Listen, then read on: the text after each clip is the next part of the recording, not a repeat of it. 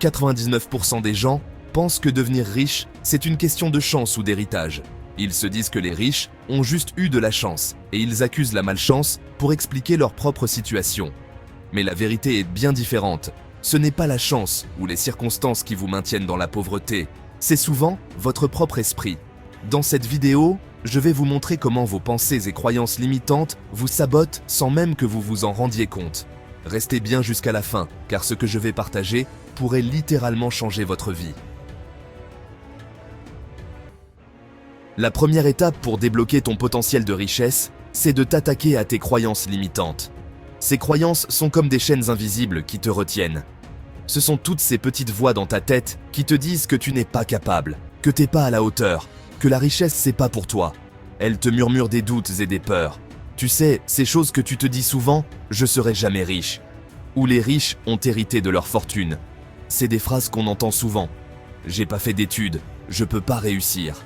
Ces pensées te limitent et t'empêchent de voir ton vrai potentiel. Le pire, c'est qu'elles sont souvent basées sur rien du tout. Juste des idées reçues. Juste des trucs qu'on a entendus quand on était petit, des expériences ratées, ou pire, la peur de réussir. Même la peur de réussir peut être une croyance limitante. On a peur de ce que les autres vont penser, peur de ne pas être à la hauteur, peur de perdre nos amis. Ces peurs nous empêchent de prendre des risques.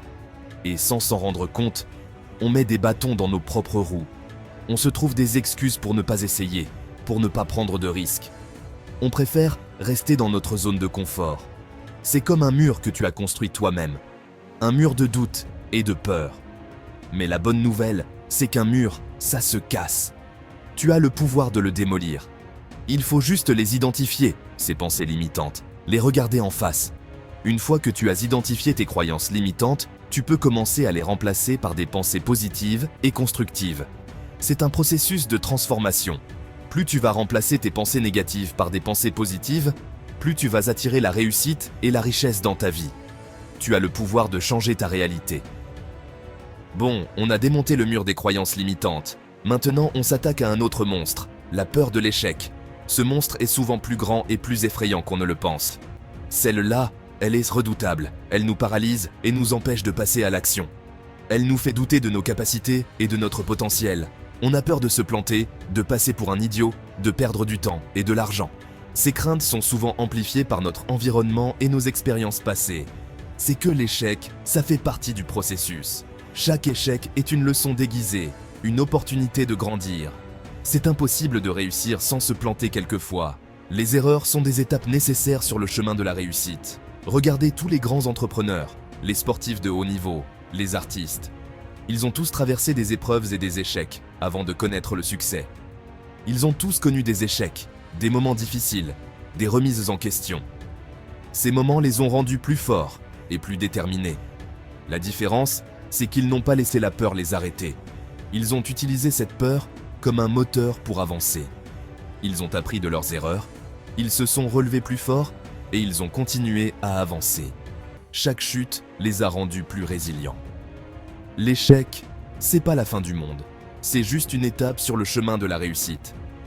C'est une partie intégrante de toute aventure. Il faut juste accepter la possibilité de se planter. Cette acceptation est le premier pas vers la libération de cette peur. Une fois que vous avez accepté cette possibilité, vous allez voir que la peur diminue. Vous vous sentirez plus léger et plus libre d'agir. Ensuite, il faut changer votre vision de l'échec. Voyez-le comme une opportunité de croissance et non comme une fin en soi. Voyez-le comme une opportunité d'apprentissage. Chaque échec est une leçon précieuse. Face à un échec, demandez-vous « Qu'est-ce que je peux apprendre de cette expérience ? Comment cette situation peut-elle me rendre meilleur ? Comment je peux faire mieux la prochaine fois ?» Ces questions vous aideront à transformer l'échec en succès futur. Si vous restez dans votre zone de confort, vous ne progresserez jamais. La croissance se trouve au-delà de cette zone. Lancez-vous, testez de nouvelles choses, osez sortir des sentiers battus. C'est en explorant l'inconnu que vous découvrirez votre véritable potentiel. C'est comme ça que vous allez grandir, apprendre et réussir. Chaque nouvelle expérience vous rapproche de votre objectif. La troisième étape, c'est le manque de discipline et de vision claire. Mais avant de continuer, pensez à aimer cette vidéo. Cela aide énormément pour que YouTube la recommande à d'autres personnes comme vous qui souhaitent transformer leur vie. Merci de l'avoir fait. Après les croyances limitantes et la peur de l'échec, maintenant on passe au niveau supérieur, la discipline et la vision. Parce que vouloir devenir riche, c'est bien beau, tout le monde le veut. Mais sans plan précis et sans la motivation de faire pour le suivre, ça reste un rêve flou. Avoir une vision claire, c'est comme avoir une carte pour trouver un trésor. C'est savoir exactement où on veut aller, pourquoi on veut y aller et comment on va faire pour y arriver. Sans ça, on erre sans but précis. On se laisse distraire par le premier truc qui brille et des promesses de devenir millionnaire en 10 jours. Mais voilà le hic. La richesse est la conséquence d'une stratégie et vision claire. Sans cela, rien n'est possible. On finit par abandonner. Prenez le temps de réfléchir à ce que vous voulez vraiment. Qu'est-ce que la richesse représente pour vous? C'est quoi votre définition du succès? Une fois que vous avez une vision claire, notez-la noir sur blanc. Accrochez-la sur votre frigo, sur votre miroir. Tous les endroits où vous voulez, il faut seulement qu'elle soit visible.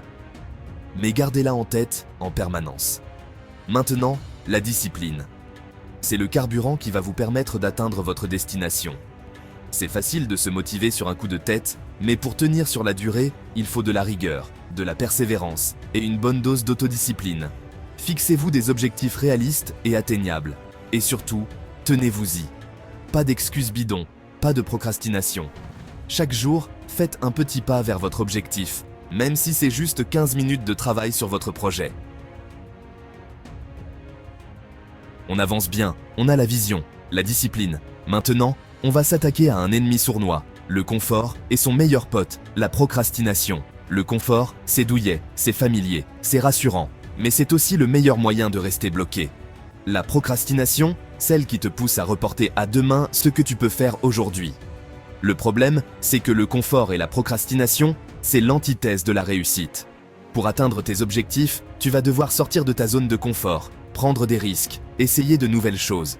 Et ça demande de l'effort, de la motivation et surtout, de l'action. Alors comment on fait pour se sortir les doigts du confort et envoyer balader la procrastination? Il faut commencer par les identifier. Qu'est-ce que tu fais par habitude, par peur de l'inconnu? Une fois que tu les as identifiés, fixe-toi des petits défis pour les dépasser. Ensuite, attaque-toi à la procrastination. Là, le maître mot, c'est l'organisation. Planifie tes journées, fixe-toi des deadlines et surtout, divise tes tâches en petites étapes réalisables. Le but, c'est de ne pas se laisser submerger et de garder la motivation. Et surtout, n'oublie pas de te récompenser. Chaque petite victoire, chaque objectif atteint, c'est une occasion de te faire plaisir. Ça te permettra de rester motivé et de garder le cap sur tes objectifs. On arrive à la dernière partie, la comparaison aux autres. C'est un ennemi insidieux qui se glisse dans nos pensées sans qu'on s'en rende compte. Avec les réseaux sociaux, on est bombardé d'images de gens qui réussissent, qui voyagent, qui ont une vie apparemment parfaite. Ces images créent une illusion de perfection qui peut être difficile à ignorer. Et c'est là que le piège se referme. On se laisse happer par cette illusion et on commence à douter de nous-mêmes. On commence à se comparer, à se dévaloriser, à se dire qu'on n'est pas assez bien, pas assez riche, pas assez ceci, pas assez cela. On oublie nos propres réussites et nos propres qualités. Sauf que voilà, la comparaison, c'est le vol de la joie. Elle nous prive de notre bonheur et de notre satisfaction personnelle. Chacun son parcours, chacun son rythme, chacun ses objectifs. Il est important de se rappeler que chaque personne a ses propres défis et ses propres réussites. Ce qui compte, c'est pas d'être meilleur que les autres, c'est d'être meilleur que la personne qu'on était hier. Chaque petit pas en avant est une victoire en soi. Alors comment on fait pour arrêter de se comparer? Comment peut-on se libérer de ce cycle toxique? Faites un tri de vos abonnements sur les réseaux sociaux. Suivez uniquement des comptes qui vous apportent du positif. On arrête de suivre les comptes qui nous donnent des complexes, qui nous font nous sentir mal dans notre peau. C'est un premier pas vers une meilleure santé mentale. On se concentre sur les comptes inspirants, ceux qui nous motivent et nous donnent envie de nous dépasser. Ces comptes peuvent devenir des sources d'inspiration et de motivation. Ensuite, on apprend à se focaliser sur ses propres réussites, même les plus petites. Chaque accomplissement mérite d'être célébré. On célèbre chaque victoire, on s'encourage, on se félicite pour le travail accompli.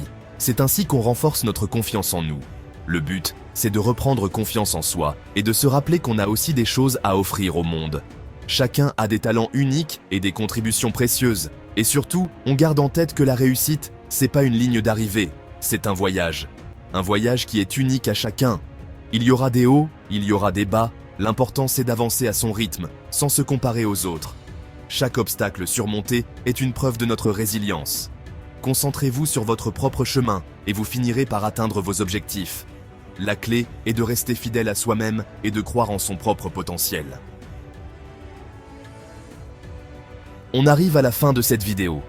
J'espère qu'elle vous aura plu et surtout qu'elle vous aura donné les clés pour débloquer votre potentiel et atteindre la liberté financière.